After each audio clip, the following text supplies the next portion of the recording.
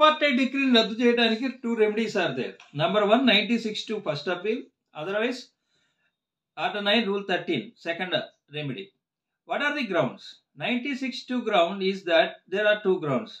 One is the material brought on record would not entail decree in his favor. అంటే ఆ material సరిపోదు, అది డిగ్రీకి ఇవ్వడానికి సరిపడే మెటీరియల్ అతను వేయలేదు అనేది. రెండోది, the matter could not have been posted for ex parte, అంటే ఆపర్చునిటీ ఇచ్చి ఉండాల్సింది, ఎక్స్పార్టేకి పోస్ట్ చేయకుండా ఉండాల్సింది అనేది.